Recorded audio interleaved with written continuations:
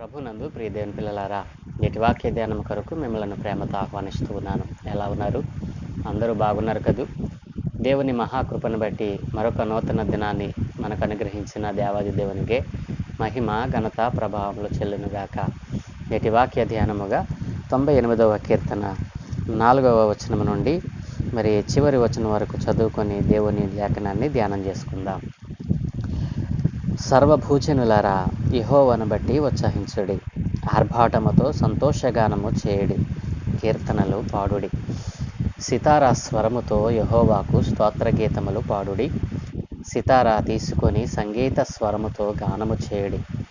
బోరలతోనూ కొమ్ముల నాదముతోనూ రాజైన యెహోవా సన్నిధిని సంతోషధ్వని చేయుడి.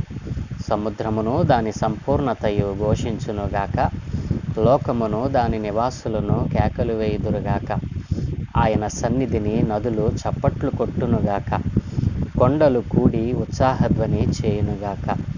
భూమికి తీర్పు తీర్చుటకై నీతిని బట్టి, లోకమునకు తీర్పు తీర్చుటకై న్యాయమును బట్టి, జనములకు తీర్పు తీర్చుటకై యెహోవా వేంచేసి ఉన్నాడు. ఆమేన్. ప్రభునందు ప్రియ దేవుని పిల్లలారా, చదువుకొనబడిన లేఖనము నిమిత్తమై ప్రార్థన చేద్దాం. సకలాశీర్వాదములకు కారణభూతుడైన తండ్రి, మా మంచి దేవ, గొప్ప దేవ, పరిశుద్ధుడైన దేవ, మీ ఘనమైన ఉన్నతమైన నామానికి స్తోత్రాలయ్యా. ఏ మంచి లేని మా జీవితంలో మరొక నూతన దినాన్ని అనుగ్రహించారు తండ్రి. తేజో చుక్కవై, వేకువ చుక్కవై నైనా మా హృదయాలలో ఉదయిస్తూ ప్రతి ఉదయమున మీ పరిశుద్ధమైన లేఖనాలను ధ్యానం చేసే భాగ్యము అయ్యా మా అందరికీ అనుగ్రహిస్తూ ఉన్నారు. ప్రతి ఉదయమున మీ దివ్యమైన లేఖనాలను ధ్యానం చేసే కృప అయ్యా, ఇదిగో నీ కుమారులు కుమార్తెలు నాయన అనేక మంది పాల్గొంటూ ఉండగా, అనేక మంది విని దీవించబడుతూ ఉండగా అయ్యా, ఈరోజు మేము ధ్యానం చేయట కొరకు చదువుకున్న ఈ లేఖన భాగాన్ని మా కొరకు దీవించండి. ఈ లేఖన భాగంలో నుండి కొన్ని ఆత్మీయ సత్యాలు మీరే మాకు బోధించి నేర్పించమని యేసయ్య పరిశుద్ధ నామమున ప్రార్థించి వేడుకుంటూ ఉన్నాము తండ్రి. ఆమేన్. ప్రభునందు ప్రియ దేవుని పిల్లలారా, 98వ కీర్తన 4వ వచనం నుండి మనం ధ్యానం చేస్తే, ప్రభువు త్వరలో రాబోతూ ఉన్నాడు. ఆయన బల ప్రభావమును బట్టి, ఆయన యొక్క శక్తిని బట్టి, ఆయనకున్నటువంటి అధికారమును బట్టి ఆయన ఈ భూమిని ఏలబోతా ఉన్నాడు. దేవుడు ఈ భూమి మీద ఉన్న సర్వ మానవాళికి, సర్వ సృష్టికి అనేకమైన అద్భుతమైన ఆశ్చర్య కార్యములు ఆయన జరిగించి ఉన్నాడు. ఎవరిని ఎక్కడ ఉంచాలో అక్కడ ఉంచినటువంటి గొప్ప దేవుడు నీవు నేను ఆరాధిస్తున్న నజరేయుడైన యేసుక్రీస్తు ప్రభుల వారు. ఈ లోకములో ఉన్నటువంటి సమస్త మానవాళి ఈ రోజున ఈ సమయంలో జీవముతో నిండి ఉంది అంటే ఆయన కృపయే, ఆయన యొక్క దయయే. కాబట్టి నా ప్రియ దేవుని పిల్లలారా, అలాంటి గొప్ప దేవుడు భూమి మీద ఉన్న సర్వ మానవాళికి ఆయన సర్వమును జరిగించుచున్నవాడు, ఆయన అందరినీ కనిపెడుతున్నవాడు, అందరినీ పోషిస్తున్నటువంటి దేవుడు ఆయన త్వరలో రాబోతూ ఉన్నాడు. ఆయన రాక ముందే మనము సిద్ధపడుటకు, ఆయన మన కొరకు ఇంత చేసినటువంటి ఆ దేవునికి మనం ఏం చేయాలి, మనం ఎలా ఆ సంరక్షణ, ఆయన యొక్క రాకడకు సిద్ధపడాలి, అనేక అంశములతో కూడిన విషయాలను నిన్నటి దినాన్ని మనం ధ్యానం చేశాం. దేవుడు భూమి మీద ఉన్నటువంటి సర్వ మానవాళికి అనేకమైన ఆశ్చర్యకార్యాలు జరిగించినందుకే ఆయన సన్నిధికి వెళ్ళి ఆయనకు ఒక క్రొత్త కీర్తన పాడదామని భక్తుడు మనలను ఆహ్వానించాడు. దేవుడు మన కొరకు అందజేస్తే దేవుని కొరకు మనం ఏం చేయాలి అనేటువంటి విషయాలను నిన్నటి దినాన్ని మనం ధ్యానం చేశాం. ఏం చేయాలి? దేవునికి మన హృదయాన్ని అర్పించాలి, మన మనస్సులో వాక్యమును నింపుకోవాలి, ఆయన ఇచ్చిన ఆజ్ఞలను తూచా తప్పకుండా పాటించాలి, ఆయన నడవమన్న మార్గంలో మనం నడవాలి. ఈ దినాన్న అనేక మంది దేవుని సన్నిధికి వస్తూ ఉన్నారు, దేవుని మార్గంలో నడుస్తున్నాము అనుకుంటూ ఉన్నారు, దేవుడు మాతోనే ఉన్నాడు అనుకుంటూ ఉన్నారు. కానీ దేవుడు వారితో లేరు, వారు దేవునితో లేరు. దేవుడు వారితోనే ఉన్నారు అనుకుంటున్నారు, కానీ దేవుడు వారితో లేడని గ్రహించటం లేదు. నా ప్రియ దేవుని పిల్లలారా, మనము దేవుడు నాతో ఉన్నాడు అనుకోవటం కాదు, దేవుడు మనము ఆయనతో ఉన్నామని ఆయన అనుకోవాలి. గమనించారు కదూ? కాబట్టి నా ప్రియ దేవుని పిల్లలారా, ఈరోజు నా ప్రభు సన్నిధిలో దేవుడు తన పిల్లలైన వారి కోసం అనేక ఆశ్చర్య అద్భుత కార్యములు జరిగిస్తూ ఉన్నాడు. మరి అనేక శ్రమల నుండి, ఉపద్రవాల నుండి, మరి వేదనల నుండి, శోధనల నుండి ఆయన తప్పిస్తూ ఉన్నాడు. ఆయన శక్తిని, ఆయన బలమును ఆశ్రయించని వారిగా నేటి మరి మానవ సమాజం ఉండిపోతూ ఉంది. ఇక అన్యుడైతే చెప్పనక్కరలేదు.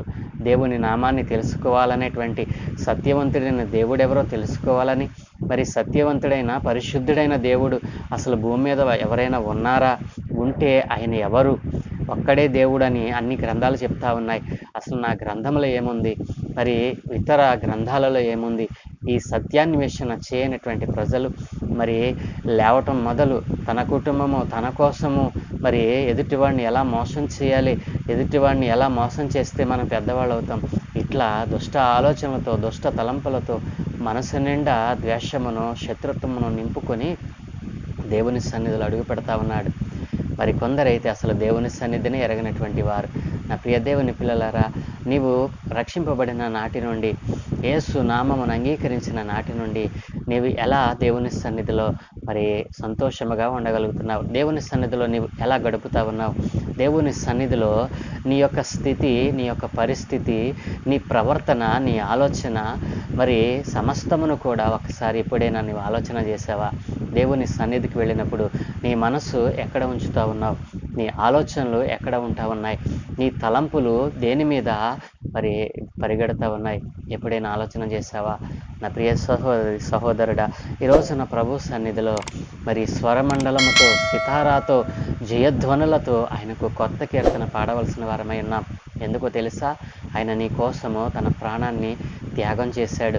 నీవు ఎంత ఘోర పాపివో, నీ జీవితంలో నీవు కడుగు వేసుకోలేనటువంటి, మరి ఎవరు తీసివేయలేనటువంటివి, నీ తల్లి, నీ తండ్రి కూడా మరి కడగలేనటువంటి మరకలను, మరి ఆ చెడ్డ మరకలన్నిటినీ, ఆ ఘోరమైన మరి మరకలన్నిటినీ దేవుడు తుడిచివేశాడు తన పరిశుద్ధమైన రక్తమును చిందించి.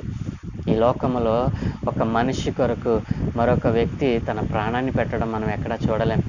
కాబట్టి నా ప్రియ దేవుని పిల్లలారా, యేసు క్రీస్తు ప్రభులు వారు ఒక్క మనిషి కోసం కాదు, ఈ భూమి మీద ఉన్నటువంటి సమస్త మానవాళి కోసం తాను సిలువలో ప్రాణత్యాగం చేశాడు.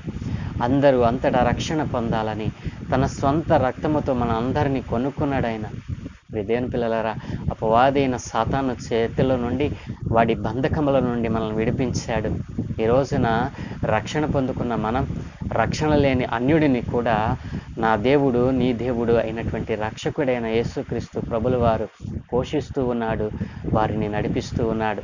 అలాంటి గొప్ప దేవునిని ఆరాధిస్తున్న నీవే నీ జీవితంలో ఆ గొప్ప దేవుని గుణలక్షణాలను కలిగి ఉండకపోతే దేవుడు నిన్ను మరి లెక్కలో ఉంచుతాడు సుమా.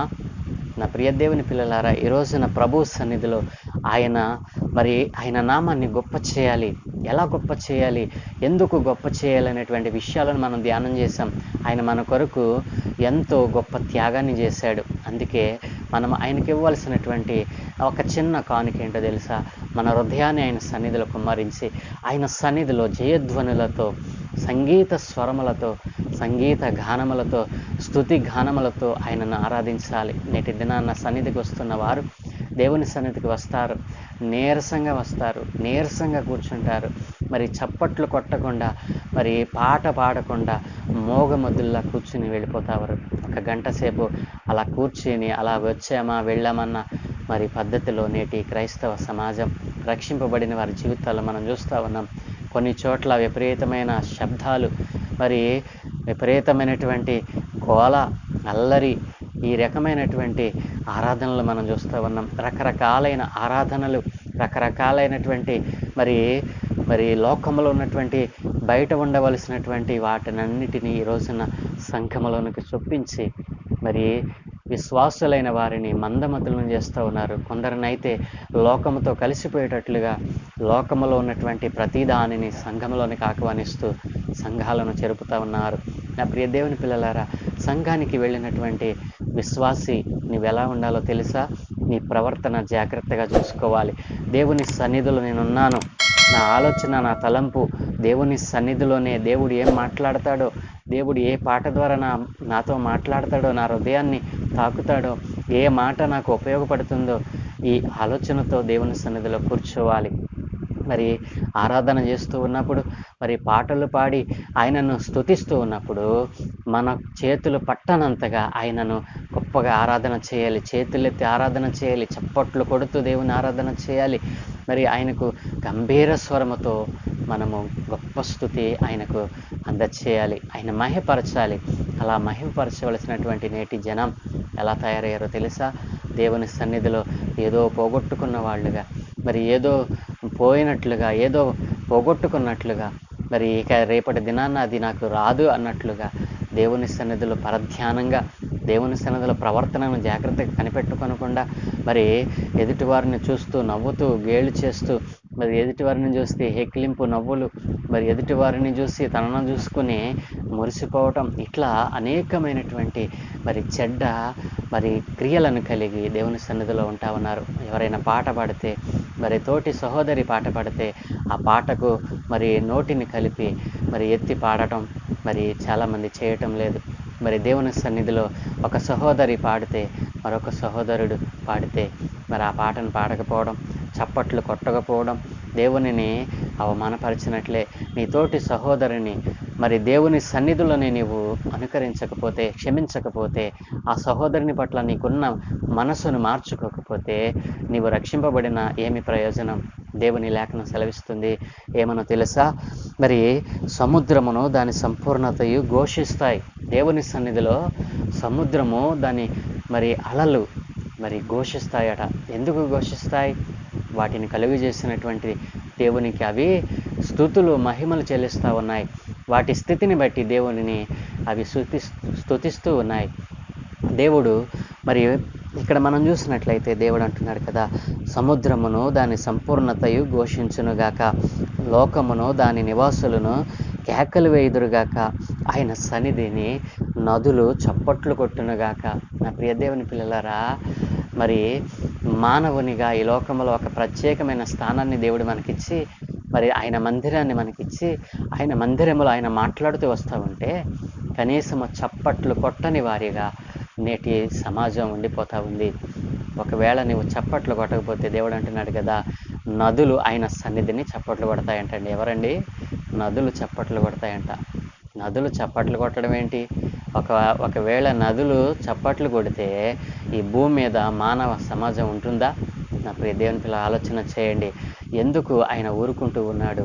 నీవు మరి బలహీనమైన దేహంతో, మరి ఏదో పోగొట్టుకున్న దానిగా, ఏదో ఈసడింపు మొహంతో, మరి సంతోషం లేని మొహంతో వచ్చి దేవుని సన్నిధిలో కూర్చొని వ్యర్థముగా గడిపి వెళితే ఏమి ప్రయోజనం? ఎంతకాలం ఈ రీతిగా నీవు గడుపుతావు? ఒకవేళ నీవు చప్పట్లు కొట్టకపోతే నదులకు ఆజ్ఞాపిస్తానంటున్నాడు దేవుడు. హల్లెలూయా! ఎంత గొప్ప సంగతి ప్రియ దేవుని పిల్లరా. నీవు చప్పట్లు కొట్టకపోతే ఎవరితో చప్పట్లు కొట్టించుకోవాలి ఆయనకు తెలుసు. అవి చప్పట్లు కొడితే భూమి మీద నీ స్థితి మరి ఉండదు. జ్ఞాపకం చేసుకోమని దేవుడు హెచ్చరిస్తా ఉన్నాడు. నా ప్రియ దేవుని పిల్లరా, మరొక మాటలో కొండలు కూడి ఉత్సాహధ్వని చేయను. కొండలు అనగా ఎత్తైన కొండలు కూడి, అన్ని కొండలు ఒక చోట కూడి మరి ఏం చేస్తాయంట? ఉత్సాహధ్వని చేస్తాయంట. ఒక కొండ మరొక కొండ కలిసి వచ్చి మరి చప్పట్లు కొట్టి ఉత్సాహధ్వని చేస్తే, నా ప్రియమైన పిల్ల ఆలోచన చేయండి, ఊహించుకోండి ఎంత గంభీరంగా ఉంటుందో అది.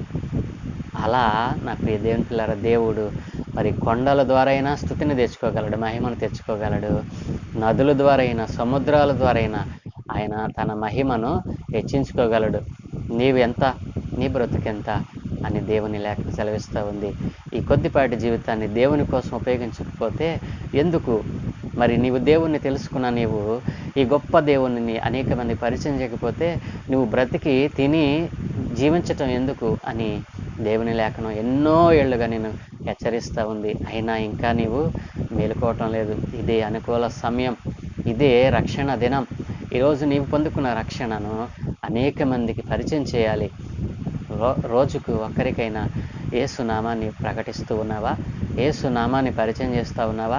నా ప్రియ సహోదరి సహోదరుడా, మనం ఈ బ్రతుకున్నంత కాలంలో, ఈ కొద్దిపాటి జీవితంలో యేసు నామమును మనం ఎరిగి ఉండటం కాదు, మనం ఎరిగి ఉన్న పరిశుద్ధమైన దేవుని నామాన్ని అనేక మందికి ఒక్కరికైనా కనీసం మన జీవితంలో ఒక్కరికైనా ఆ రక్షణ సువార్తను, యేసయ్య జీవితాన్ని పరిచయం చేస్తే చాలు, కార్యం చేసుకుంటాడు ఆయన. ఆయనే వారి మనసులు మార్చుకుంటాడు, వారి స్థితిని మారుస్తాడు, వారి జీవితంలో గొప్ప ఆశ్చర్యకార్యాలు జరిగిస్తాడు. నా ప్రియ దేవుని పిల్లలారా, ఆలోచన చేయండి. మరి నదులు ఆయన సన్నిధిని చప్పట్లు కొడతాయి, కొండలు కూడి ఉత్సాహధ్వని చేస్తాయి. ఇది నా దేవుని సన్నిధిలో మరి నీవెలా దేవునిని ఆరాధిస్తూ ఉన్నావు, ఆయనను మహింపరుస్తూ ఉన్నావు, ఒకసారి పరిశీలన చేసుకో. దేవుడు ఒకసారి నిన్ను హెచ్చరిస్తూ ఉన్నాడు తన మాటల ద్వారా. మరి నీవు చప్పట్లు కొట్టకపోతే ఎవరితో చప్పట్లు కొట్టించుకుంటాడో తెలియజేస్తూ ఉన్నాడు. నదులు చప్పట్లు కొడతాయి, సముద్రాలు చప్పట్లు కొడతాయంట, కొండలు కూడి ఉత్సాహధ్వని చేస్తాయంట. ప్రియదేని పిల్లరా, ఎప్పుడో తెలుసా? ఆయన తిరిగి రాబోతా ఉన్నాడు. ఆయన వచ్చినప్పుడు ఇవి మన కళ్ళారా మనం చూస్తాం. ఇవి మన కళ్ళారా మనం చూడాలి అని అంటే ఇప్పుడే మన జీవితాన్ని ప్రభువుకి మరి సంపూర్ణంగా అప్పగించాలి. మన మనస్సు నిండా దేవుని వాక్యాన్ని నింపుకోవాలి. ఆయన వాక్యంతో మన మనసును నింపుకున్నప్పుడు ఆయన మనం పరిశుద్ధమైన జీవితంలో నడిపిస్తాడు. ఆయన మార్గంలో మరి సత్య మార్గంలో నడిపిస్తాడు. ఆయన వాక్యములతో మనల్ని నింపుతాడు. నిత్యము మనలను సంతోషగానాలతో ఉంచుతాడు. మన జీవితంలో లోటును లేకుండా చేస్తాడు. ఆయనే సమస్తమును మనకు దయచేసే దేవుడు. ఈ రోజున అలాగున నేను జీవిస్తానని తీర్మానం చేసిన వారు నాతో కలిసి చిన్న ప్రార్థన చేస్తారా? దయగలిగిన తండ్రి, గొప్ప దేవా, మీ ఘనమైన ఉన్నతమైన నామానికి స్తోత్రాలనైనా. అవును తండ్రి, నీ రాకడలో అయా ఇదిగో తండ్రి, నీ జనులైన వారు వ్యర్థముగా నిన్ను ఆరాధిస్తూ ఉండగా అయా నిజముగా ఆరాధించేవారు ఆత్మతోనూ సత్యముతోనూ ఆరాధించమని మీరు కోరుకున్నారు నాయన. ఈ రోజున ఆత్మతోనూ సత్యముతోనూ ఆరాధించేవారు కొరవైపోతూ ఉండగా నీ వాక్యంతో సెలవిచ్చావు నాయన. ఒకవేళ నీవు నన్ను మహింపరచకపోతే, నీవు నా సన్నిధిని చప్పట్లు కొట్టకపోతే నేను నదులకు ఆజ్ఞాపిస్తానంటున్నావు, కొండలకు ఆజ్ఞాపిస్తానంటున్నావు, సముద్రాలకు ఆజ్ఞాపిస్తానంటున్నావు. అయ్యా ఇదిగో తండ్రి, మరి భూమి మీద ఉన్నటువంటి మరి చెట్లు నైనా చప్పట్లు కొడతాయని నీ లేఖనాల్లో సెలవిచ్చావు నాయన. యెషయా గ్రంథంలో అయినా 55వ అధ్యాయంలో 12వ వచనంలో నీ సెలవిచ్చావు. అయా చెట్లు, కొండలు, మెట్టలు అన్నీ కూడి చప్పట్లు కొడతాయి నా సన్నిధిని సెలవిస్తా ఉన్నావు నాయన. అయా ప్రకృతి సర్వ సృష్టి నాయన నీకు లోబడుతూ ఉండగా అయా ఇదిగో నీ చేతితో చేయబడినటువంటి మానవుడు నీకు లొంగటం లేదు నాయన. అయా ఇదిగో నీ నామాన్ని అంగీకరించటం లేదు నాయన. నీ నామాన్ని అంగీకరించినట్లు అంగీకరించని లోకంతో స్నేహం చేస్తూ ఉన్నారు. అట్లాంటి వారందరితో మీరు మాట్లాడారు. అయా ఈ దినాన్న ఇదిగో తండ్రి, నిజమైన ఆరాధనతోనైనా, నిజమైన స్తుతులతో నీ సన్నిధిని చేరాలని, నిన్ను గంభీరంగా ఆరాధించాలని, చప్పట్ల ద్వారా నిన్ను మహింపరచాలని ఆశపడి ఈ రోజు నుండి నాయన ఒక ప్రత్యేకమైన జీవితాన్ని జీవించడానికి ఇష్టపడుతున్న నా ప్రియ సహోదరులందరినీ మీ చేతులకు అప్పగిస్తా ఉన్నాను. ప్రియ కుమారుల మీద మీ కనుదృష్టి ఉంచండి, మీ కాపుదల దయచేయండి.